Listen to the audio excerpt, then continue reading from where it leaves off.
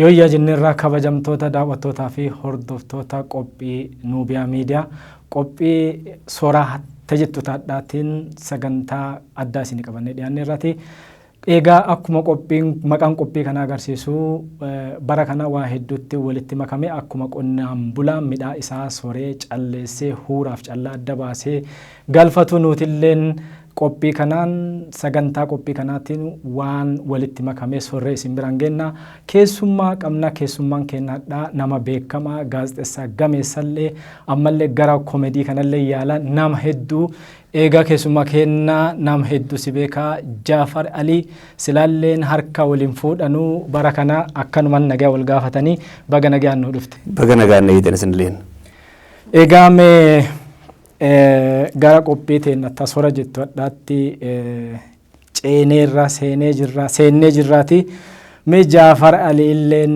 gara biyya dhaloota isaa gara Oromiyaa gara Itoophiyaa galee jiraati baga nagaan galte siin jedha baga nagaan neeydan mee Jaafar Alii akkamitti gara biyyaa galte egaa jaalanneen baane duraanis dhiibamnee roorrootu nu baase amma immoo guyyaan bakka hin taa'u haleen har'aa miti an kan galee dhuguma bara dabre ji'a ja'a taa'een deeme haalli sun waan jijjiirameef haalli biyyaa nu baase sun waan jijjiirameef uummanni Oromoo mirga isaa waan gonfateef nagayni waan bu'eef haalli biyya keenya keessa nu jiraachisu waan uumameef kanumatti gammadeenanis akkuma warri baqatee hundi galetti galee bara dabre akkasiin hin galee jechuudha.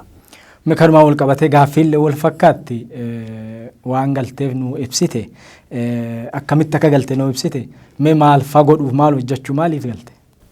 Gaa beeta biyya keenya irraa deemnee biyya fiitii waggaa deeman akka fedhaniin harkatanii akkam feene taata an uummata Oromoon tajaajiluu barbaada uummata koo keessaa waan hin beef ammoo faranjii tajaajiluuf dirqame amma immoo carraa kanaan ogummaa xiqqoon qabuun uummata Oromoo ogummaa kiyyaan tajaajiluudhaan kan hin barbaadu kumaatu jalqaba rakkaafte ani joornaalistiidha sanuumaddiidhaanis waan babarreessaa aartistiidha ogummaalee kanarratti umrii koo kanaafe uummata Oromoo ittiin tajaajilu kanaan barbaada.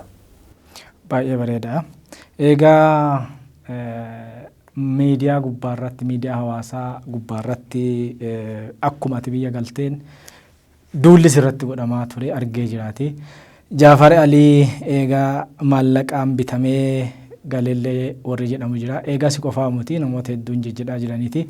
Silaa otoo Oromoo kan gurgurannu taate wanni kun sillee laalti namoota hedduullee laalti bara Oromoon gatii guddaa baasu gatii qaalii baasu san gurguratan turanii egaa Oromoo gurgurachuu fi maallaqaan bitamtee galtefa jedhanii ololli jiraati mee kanarra yaada maal qabda?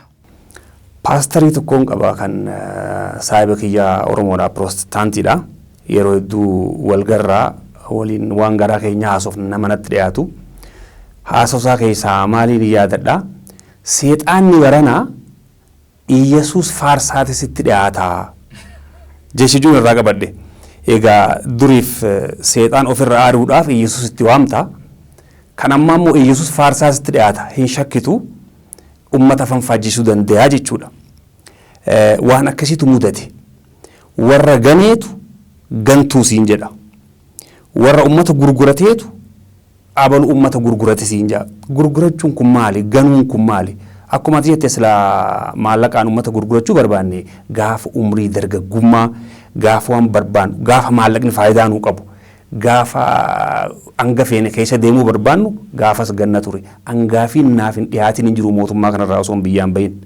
akkaanitti guddadhu akkaanitti carraa ala barattu asitti investimentii keessaas nan ture ammoo ummata Oromoon gurgurre amma immoo namni eega amata 40 dabre oloo fixee gadoo jalqabee jeetiin amanaan umrii kanaan ummata Oromoo isaanis ni beekan akkaan ummata Oromoo hin ganne ammoo akkuma seexaana baranaa akkaan siin jee kan ifii nama biraa taaqachuudhaaf warra deemu wanni adda baafnee ilaaluu qabnu warri Facebook irraa social media irraa dhukkee kaasu kun kanaaf miizaanan kenninu kuni hawaasni tokko qabiyyee adda addaaf keessaa qaba, hayyuu qaba, gamna qaba, gowwaa qaba, wallaalaa qaba, kan sammuun isaa gabaabbaa jira. Kan waan ta'eef nama arrabsu Oromoon akkatti laalu qaba. Nama arrabsu ganda keessattis nama gad bu'aadha. Jecha ittiin ibsu qaba Oromoon jecha san jechuun barbaadu. Warra akkasii ittuma dhiifna kana aksasii harkatan sooshaal miidiyaadhaan malee duris numa jira warra ijoolleen ganda keessaa nama arrabsitu tan akkasuma laalla. Haa ta'u immoo ka'umsa qaba.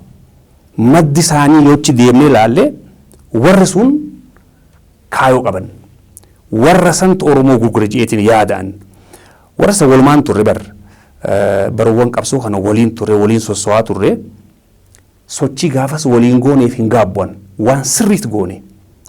Haa ta'u immoo lakkuma warraaqsi Oromoo finiinaa dhufuun maaltu uumame humna sadii jira. Tokko uummata biyya keessaa ibidda qabsiisee lolutti jiru. Tokko nuti baqatoota ala teenyee baqataan baqatuma sila baqannee bakka jirurraa immoo benziilatti rabna. Sanarraa kanaaf waan biraa godhuu hin dandeenyu. Namni baqatee uummata isaa keessaa bahe qurxummii bishaan keessaa bahe. Kanaaf ala taayitiin qabsaa'ee waa fida kuni kijiba hin danda'amu kan waa uumuu danda'u uummata biyyaati ammoo benziilatti raphaa turre sun sirrii goone.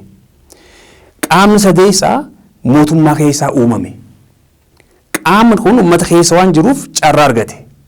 Amma gaa akka uummata abshaalaatti silaa wal simsiifnee deemu hanga maayyii nurra ture maajirratti maaltu uume nuti warri ala turre mootummaan kun akka jiguuf deemu waggaa 3-4 dura akka du'a teenya beeyna haalli mul'isu agarsiiftuu hedduutu jira. San booda mootummaa ce'umsaa eeguu turre. Jaarmoonni keessa jiranis kan mormitootaa kan hidhaman kan adda addaa mootummaa ce'umsaa eeguu ture. Amma warri mootummaa ce'umsaa kanaaf qopheessee fi humni biyya keessaa ka'e immoo warraaqsa Oromoo kana gara riifoormii gaafa jijjiiru yaadaan adda baane jechuudha. Muuxannoo Itoophiyaarraa warraaqsi dhabamsiiftee zeeroorraa jalqabu waan ta'eef muuxannoo san irra deebi'uun lammata biyya tana ajjeesu ta'a nuti riifoormii sirriidha jennee fudhanne. Warri immoo mootummaa ce'umsaa keessatti waa kaalkuleet godhate jira. Maali kaalkuleeshinii kanuma gaafa 91 yoon siime Ihaadig gaafa dhufu Ihaadig qofaamti kan qabsaa'e qaamonni adda addaa hundi qabsaa'e gara paartii 73tu chaartara san seene san keessaa immoo kan qooda leencaa qabu kan mootummaa to'atee Finfinnee to'atee qabu EPRDF waan ta'eef warri EPRDF hoogganu mootii ta'an jechuudha. Kaalkuleeshinii akkasii jira. Ammas warri mootummaa EPRDF kan jiise qaamota adda addaadha. Jaarmoonni siyaasaa jiranii, aktivistoonni jiranii, uummanni biyya keessaa fincile jira. Kanneen keessaa immoo yoo madaalte qooda leencaa akka qabu qeeroodha. Waan kana ta'eef chaartara waliin si uumne mootummaa ce'umsaa uumne anqeeroodhaan hooggana qeeroon bakka bu'aa namni jee hooggana mootummaa san ta'uu danda'a. Kaalkuleeshinii jiru warra fudhateetu hoggaa warraa isa gara riifoormiidhaa jijjiiramu baarage kasaaran jechuudha. Mootummaan isaan barbaadan hafe jechuudha. Immoo fedhiin keenya sanii miti. Takkaa Jaafar Alii aangoo yaadeen beeku maallaqaaf pololeen beeku. Fuulduraas ammaas aangoon barbaadu ogummaa kootiin hangaan tajaajiluudha. Warri immoo mootummaan ce'umsaa sun hafee gara riifoormii gudeemu osoo oolaniin bulan Dr. Abiyyi duunee eegalan. Sababa immoo qaban walumaan turre gaafa san. Sababni hin himamu malee sababni warraaqsa gara riifoormii jijjiiruu isaati. Kun warra aangoo barbaadu aangoo dhoorke. Sani malee sani moo dhiisanii abalu gantuudha nuun gantuu jedhan nuti ummata hin gannu osoo lammata dhaladhe ummata Oromoo hin gannu. Ummata Oromoo kan gannu eenyu akka ta'e immoo oolee bulee barri nu bara infoormeeshiniidhaati hojiidhaan mul'achaa deema. Ammaas dhukkee qilleensarraa malee lafarra jiru akkas waan ta'iniif akkasittiin hubadhaa. Yoo haa himamuu jedhame hedduu himuu dandeenya waan waa hedduu beeynuuf ammoo hanguma isaan tarkaanfachuudhaaf asumarratti hin dhaaba. Yaada bareedaa kaaste keessattuu riifoormii amma yeroo ammaa dhufe kana jijjiirama ce'umsa amma yeroo kana itti jiru kana qaama adda addaatti qabsa'ee barataarraa kaasee hojjetaa mootummaarraa qeerroorraa aktiivistootarraa qabsoontu abbaan qabdu abbaa tokkocha hin qabdu hunduu qaama hedduu itti abba garuu as keessaa tokkochi ka'ee hinaaffaadha anattuutti abbaa jedhee yoo ana qofaa taate jedhe akumaati jette tana dubbiin gara biraadhatti jechuu akkasuma ammalleen yoo ilaalle fakkeenya fudhannee yoo ilaalle namni lafa qotee irra deebi'ee qotee ammalleen facaasee aramee bineensarraa dhoowwee goljaa booyyee muurtuu yookiin jaartii dhaddee xaaddee simbira girrisaa kana hundarraa dhoowweeti kan haamatu yookiin kan galfatu midhaan amma immoo yeroo galchaatti namni lafa hin qotu yeroo midhaan galchanutti Oromoon waggoota kurnyoota 3 darbani qabsoorra ture yeroo kana yeroo jijjiirama qabsoo isaa itti haamataa jirudha akka qonnaan bulaan midhaan isaa facaasee bilisummaadhaan lafa isaa qotatee facaasee aramee haamatu kana Oromoollee waan bara meeqa qabsaa'e sila amma yerootti haamataallee jira jechuudha yeroo kanatti immoo hinaaftichi immoo akkuma jennu kana akkuma ati amma jette kana waan adda addaa jedhee karaa adda addaatiin kun ammallee shiftaa ta'ee kun ammallee maqaa balleessaa akkuma amma siin jedhanii akkuma nu hunda kennaan jedhanii silaa barra Oromootti gurguran bara Oromoon gatii guddaa baasu alagaa jechuudha Oromootti gurguruun rakasa gatii Oromoo gatii widdiin sirraan bitu waan ta'eef mee kanumaa wal qabsiisee gaaffiinsi kaasu ati feesbuukii qabda bareeda jecha qeerroo jettu kanallee qooda leencaa kenniteertaa fi qabsoo Oromoo kana keessallee bareeda jecha qeerroo fi girrisaa jedhu immoo hiikatti kennitee feesbuukii irratti bal'inaan gadi barreessiteetu argeera mee maaliif hiika san jechuun barbaachise hiika sa ammallee nama waa dubbisuurra kan caqasuuf arguun laalaa irra nu deebi'e waan san maal seeta akkuma reefu siin jeessan akkuma seexaana baranaa sanii qeerroo jalatti dhokachuu amma jaarmoonnis ta'e namoonni beekamoon Oromoodhaatis ta'e biyya kana akkuma waliigalaatti yoo ati adeemsa isaanii balfite adeemsi isaanii kun annaan taane kan uummata kanaaf faayidaa qabu karaan kan biraate yoo ati jette gantuu siin jedhan nu gane siin jedhan ammoo uummata ganee siin jedhan kuni maaskii uffatanii uummata ganeedhaan jalatti dhiyeessan baranne egaa biyya kanatti imma kun uummata Tigraay dhabamsiisuuf mootummaan kun jee uummata keessa dhokachuu barbaada akkuma akkasitti kan Oromoodhaatis uummata ganee siin jedhan kuni maaskiidha kavaraappiidha haguuggiidha kan akkasitti fudhanna qeerroo keessa dhokachuu san saaxiluudhaaf yan qeerroon anaaf akkuma baruu sanatti jee anaaf akkuma abbaan ilmaan isaa laaluttiin laala qeerroon maaliif qeerroon amma biyya keessa jiru kun daaddaan hundi isaanii akka ilmaan kiyyaa waan ta'aniif jechi qeerroo jiru kan amma isaan jalqabanii miti aadaa Oromoo keessa jira jecha sirna gadaati ammoo hiikaa siyaasaa kan qabsiise yeroo duraatiif jaarraa abbaa gadaati isaaf ilmoo qilxuuf hangaafa qabsoo jalqaban osoo adda bilisummaa Oromoon jaariin maqaa kamiin haasoo soonuurratti wal didaniiti Yamanitti gariin maqaa Itoophiyaatti yoo sossoone malee sabaa sablammootaatu nutti duula kajuu kaasa gariin ammoo lakkii maqummaan Oromoo kan dhabame kunu yoo maqaa Oromootiin kaane mul'ata kajuu irratti waa waliin galniif yeroof qeerroo ganamaa kan ju'uun biyya seenan Somaaliyaa dhaqanii hidhamanii maqaan isaanii gaafasan qeerroo ganamaati achirraa egaa hiikaa siyaasaa fudhachuu jechi kun achi boodaas osoo jaarraan lubbuun jiruutis qeerroo jechaa ture dargaggoota waraana jalatti dabballee jalatti hoggaa gurmeessu qeerroo jechuun ture addi bilisummaa Oromootis maadhee qeerroo jaaruudhaaf tattaafachaa ture kan haaluu hin danda'amu deemee immoo fincilli kun immoo walitti qabama tattaaffii kana hundaa oguu ta'u kan qeerroo kan baranaa akkuma warraaqsa Arabaa roorroon deemee hogguu lubbuun as jala sii geesse dheefni qarree jala geesse afaan garagalaa jaa Oromoon ummanni Oromoo dhiibamee garatti bahu waan dhabeef mootummaa kan afaan garagalee fincile kana keessatti immoo dargaggoon humna owwaadha qooda guddaa fudhate qeerroon kana isaantu jijjiirama kana qooda leencaa qaba kophaa qeerroon hin finne jijjiirama kana eega aduun dhiyaakaate dhufullee qeerroon Amaaraatis faanoonis jira zarmaan jira kan saba hundaa'uun jira haa xiqqaatu guddatu walitti qabama kana hundaati humni keessaa ka'ees jira. Ammoo qeeroon qooda leencaa qaba anaaf. Warri amma qeeroon uummata lafarra jiru bar dargaggoota Oromoo kan lafarra sossoobu kan lapheesaa rasaasaaf kennee lafarratti dhiiga isaa gannaqee warra nu areessan arehee biyyatti nu galchisani. Siidaan dhaabamuuf qaba yaadannoon seenaa keessatti barreeffamuuf qaba qeeroo. Girrisaan ammoo warra ejjannoo hin qabne jechi kun Facebook irratti qilleensa irratti kan ani ilaalu hoggunam tokko waajee maaliif osoo hin jenne akkanuma ooranii poost godhu akkanumatti yaada san deeggaru yaadni sun summii yaadni sun of keessaa qabu osoo hin qoranne rabbiin mata matatti sammuu nuu kenne maaliif nuu kenne sammuu keenya yaadne waan agarreef dhageenyu hunda addaan baafanne waan tol jala akka deemnuufi. Sila akka sabaatti sammuu nuu kenne ta'e sammuu akkuma Oromootti nam tokko nuu kaa'u addatti nuu kenne. Kanaafuu nuti hundinuu aboloo Jaafar Ali waan takka dubbate laaluu qaba namni maaliif jee Jaafar akkanuma akka ani akkana deeggaran hin fedhuwan itti amananii dhufu qaban kan biraas akkas ta'uu qaba.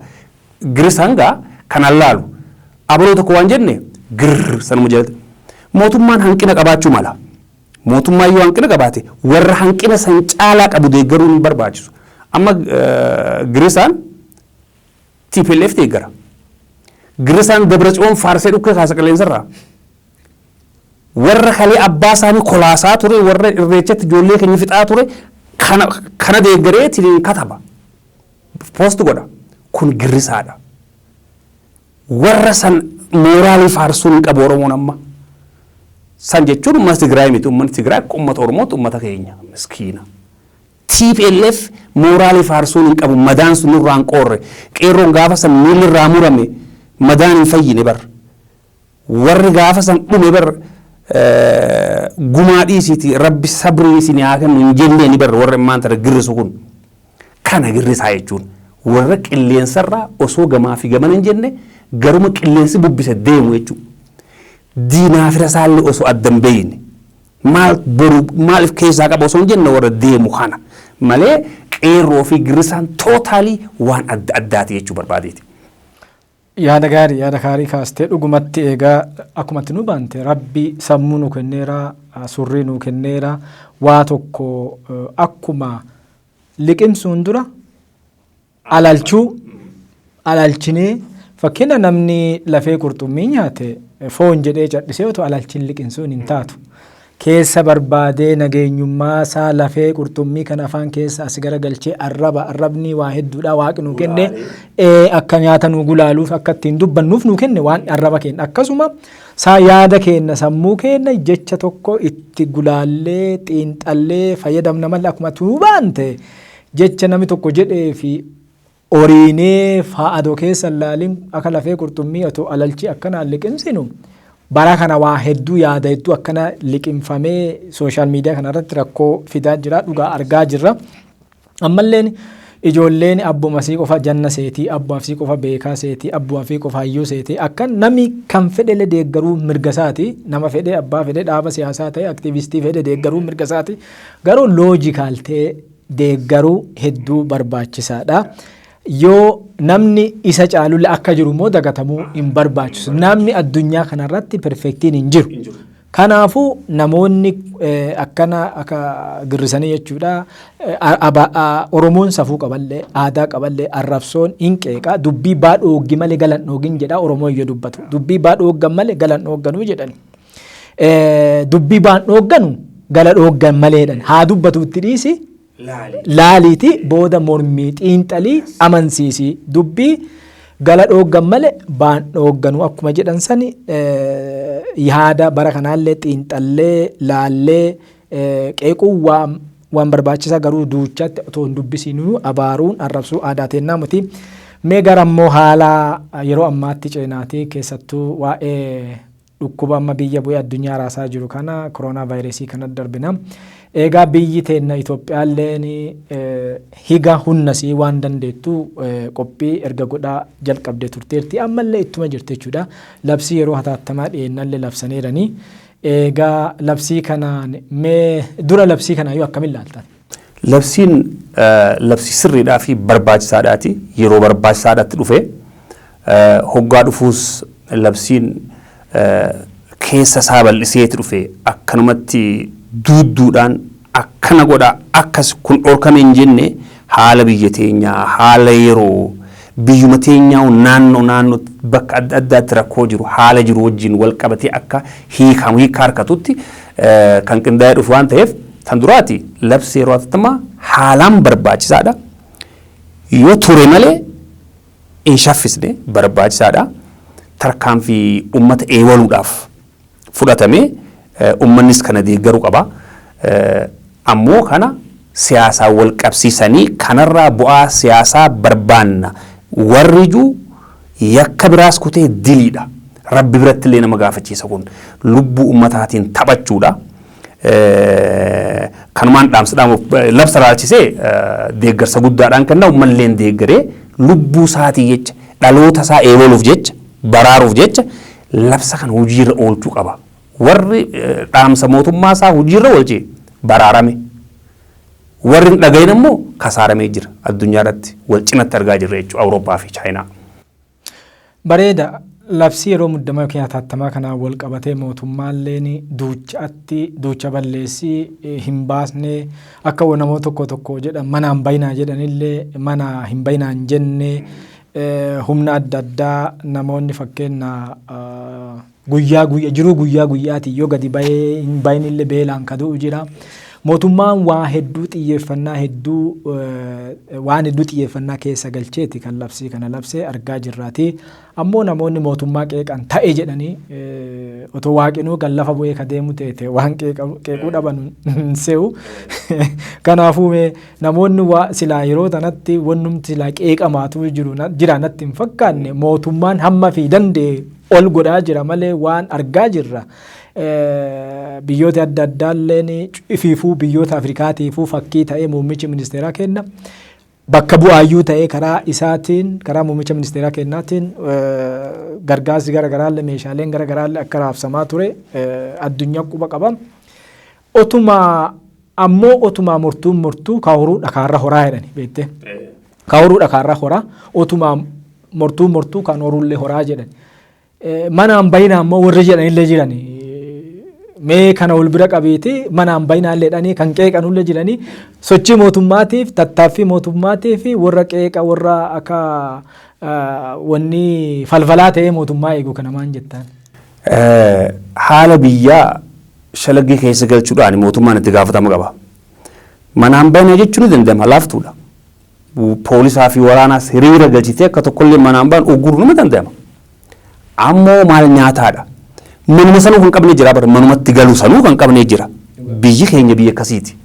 Kana ilaalcha keessa osoo hin galchiin warri dubbatu kun fedhiin isaanii maali? Wahuma dhufe hundarratti mootummaa qeequu. Osoo mootummaan kun aanan samii roobsee aanan nutti roobsee jedhanii mormuun isaanii irraan oolamu.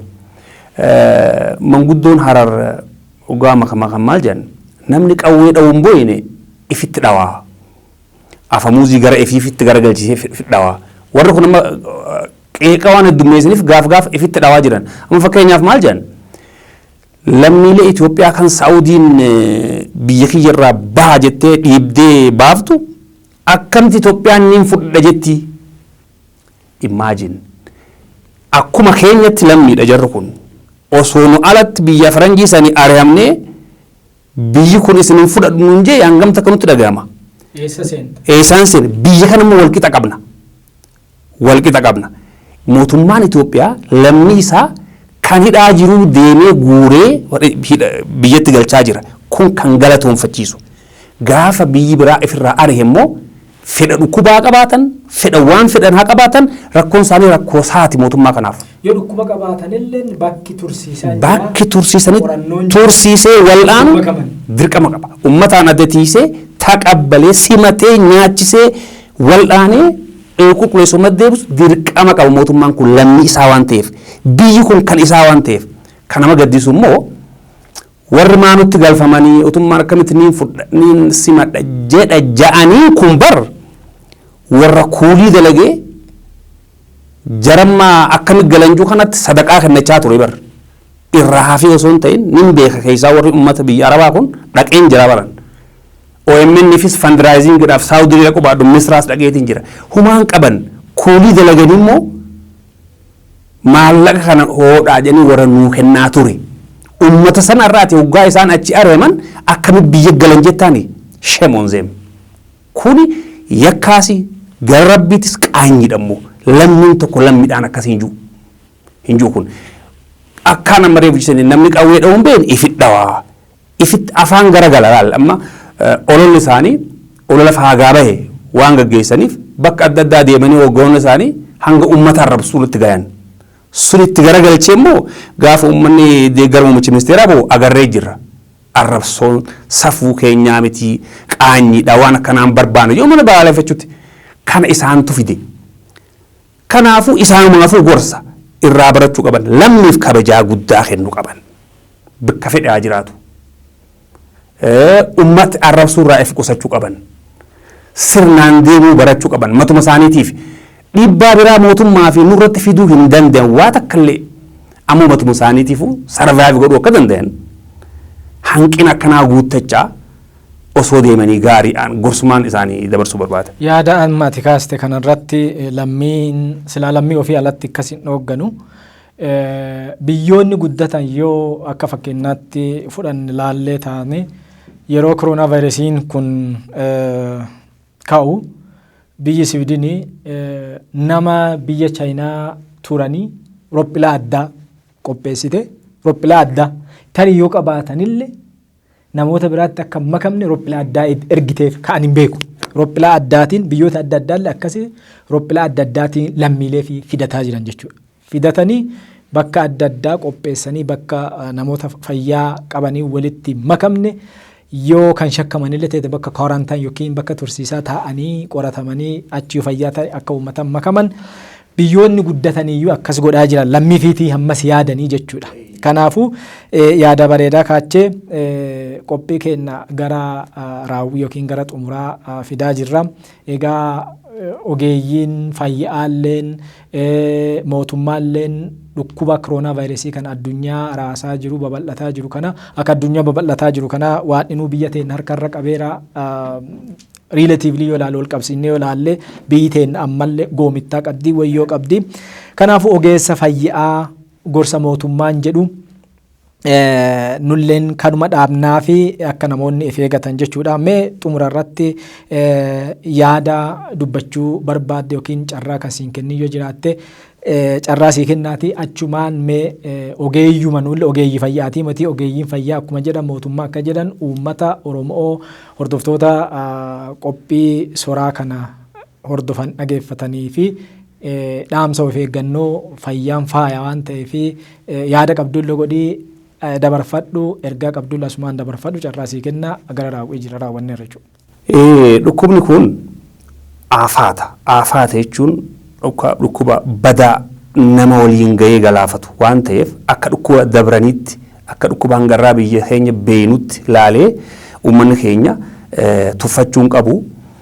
Fakkiin gaariin warra Xaaliyaanii fi warra Speen yoo fudhanne gaafa Chaayinaan achi iyyitu Chaayinaan waa hunda nyaatti Chaayinaan uummata qaroomee achi gahee miti kun nuti Awurooppaa uummata qaroomee well civilized ta'e kana humaan godhu jedhanii daansii waan biraati staadiyoomiin guutuudhaa bashannanni waan biraati. Mootummaan hanga tokko baatani qabaa hanqina qaba mootummaanis. Deemee immoo dhukkubni kun Chaayinaa caalaa oguu Chaayinaan to'attu isaan galaafate.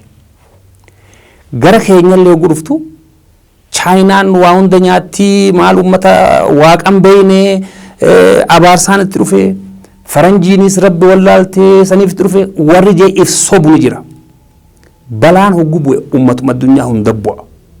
Kana waan ta'eef Chaayinaa komachuu dhiisanii Chaayinaan uummata milkaawaadha addunyaatti immoo garuu abaarsa isaanii dhiisi isaaniif dhiisi. Ammoo kan hojiidhaan garuu uummata milkaawaadha. Haalaan milkaawaa irra deemaa jiru. Dhukkuba kanallee hunda dura to'atanii jiran. Kanaaf nuti immoo humna akkasiillee ittiin qabnu nuti hiyyeessaa yokka Awurooppaa sana nu seene wal awwaallachuuf illee tabaroon qabnu carraan qabnu ofirraa ittisu ammaa kana. Kanaaf gorsa mootummaa fi ministeerri fayyaa baasu guyyaan hordofnee uummanni keenya if eeguu amma awarenessiin uumee jiran fakkaata oguu miidiyaan galgalaa ganama himu ammoo ilaalte kaleessa bakka baankii takka dhaqeen hiriira namni akkana wal maxxanee dhaabbata kanatti addaan hin faffagaatu hogguun addaan fagaachuudhaaf achi bahee dhaabbadhe bakka kee kan dhufee seena mee dabraan jaal osoon dabraajuun sa'a takkaa ol dhaabbadhe firraa baankii biraan barbaadeeme kanaafuu ganaadha hubannoon ummataa ganaadha addaan fagaadhu oggaasiin jaan addaan fagaadhu lubbuu keetiif jecha jechuudha kana karaa harar kana wagabbuute imma naannoo kanaan beeka tanaaf fakkii godhadhe minibaas makiinaa jirutti xiqqoo tanarratti wal gubbaa taa'ee namni walitti kashamee deema makiinaa fe'inaa tiraakii ayisuusuu jedhanii ni jira achira gubbaarra fe'amee akkana wal ammatee wali qufa'aa deema bakka mana barcaadhaatti mana xiqqaa keessa guutee walitti tuuttee qamaa bakka hojiitti guuza haalli kun balaadha kanaaf jijjiiramu qaba tootaalii jijjiiramu qaba boru guyyaan kun dabre jennee seeneessuudhaafillee guyyaa kana lubbuudhaan ce'uu qabna yaa ummata keenya warra sagalee tana dhageessan gorsa mootummaa fi ministeerri fayyaaju tokkollee osoo lafan buufne hojiirra oolchaa manatti ugguramuu hin dandeenyu nuti hiyyeessa ammoo hoggaa baanu addaan faffagaannee deemnee harka keenya hoggaa ol deebine hunda dhiqannee qulqullummaa keenya eeynee yoo qofa ujiraate harkaratti akkasitti osoo qofaan sun facaane asitti haxxifannee asitti qofaanee gorsa kana yoo eeyne rabbiis nu gargaaraa keessaa baanaa kanumaan adaraa jechuu barbaada. Tole allee dhaamsa biraan qabu Jaafar kennaa keessattuu waan harka qulqulleessaa fa'aa keemikaala garaagaraa saamunaan dhiqachuu akkuma jettee walirraa fagaatanii deemuu akkasumallee aadaa hedduu qabnaa nuti aadaa guuzaa qabnaa aadaa uqubii iddirii mana amantaa waan akkanaa mootummaan akka walirraa faffagaatanis namni akka walitti hin baay'annillee ergaa dabarseeraati nulleen wama kana irra deebinee ergaa dabarsinaa fayyaan faaya waan ta'eef uummata keenyaan akka if eegatu dhaamaa qophii teennadhaa tanaan raawwannaa egaa Jaafar kennaatilleen keessummaa qophii soraa kennadhaa taatee waan dhiyaattee fi hedduu galatoomii egaa harkallee waliin fuudhan akkuma dura jedhee fayyaa yaasinillee kabajamtoota hordoftootaa fi daawwattoota qophii Nuubiyaa Miidiyaa qophii teennata soraadhaa jettu tanumaan raawwanneerra horaa bulaa torbaan yookiin yeroo biraa qophii yookiin keessummaa biraatiin walitti deebinaa horaa bulaa deebana badhaadha.